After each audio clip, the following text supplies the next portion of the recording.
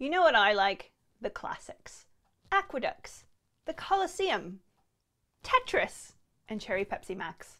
And what better way to show my appreciation for these pillars of civilization than to build myself a Roman mosaic Tetris table.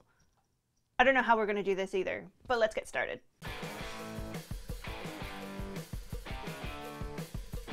So what I want to build is a table that sits beside my couch, and so I can put all my important things on it, like a phone, my Cherry Pepsi, a book, whatever. But I want it to look like a Roman mosaic. And Roman mosaics are made up of like hundreds of tiny little pieces of stone usually, assembled into a pattern. But I'm not just going to do any pattern, I want to do one made of tetronymo shapes. So step one, design. What am I going to make this thing look like? I first thought, let's make an actual Tetris screen, but there would be too much blank space in that, so it would look very odd. Second option was, let's just make an entire screen full of Tetris shapes, but that looked really busy and not very pleasant.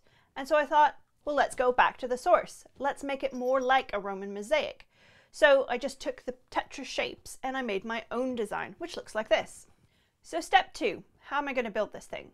Well, I didn't want to try to cut down hundreds of tiny little blocks, as one, I didn't have the tools, and two, that seemed really dangerous. So instead, I went online and found hundreds of teeny tiny blocks that I could buy in bulk and use to assemble my table. And that's what I did. Once I got the blocks, I started to assemble them into the tetronymo shapes, and I knew exactly how many I needed for my pattern. So that's what I did. I just assembled and glued together all of these hundreds of tiny little blocks. This took a very long time, taking longer because one, I forgot to buy enough of the little cubes to build my Tetris shapes, and second, because I also forgot to buy the color green for the one particular Tetris shape. Then it was the fun part, and actually the fastest part, which was taking all the Tetris blocks and making my mosaic. It went fairly quickly, and I used glue to roughly hold the whole thing into shape as I went along. But this is going to be a table, so what I needed to do next was build a frame for the mosaic to sit inside so it would be sturdy enough to hold things. But this is where it was almost game over.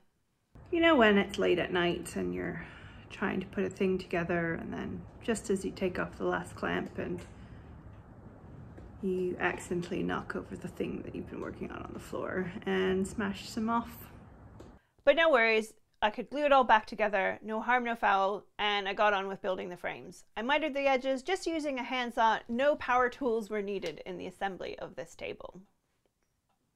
And now it was time for the most terrifying part of this whole project. I had spent hours gluing together these pieces, dyeing them the right colors, assembling it into the whole mosaic, and now I was going to pour resin all over it.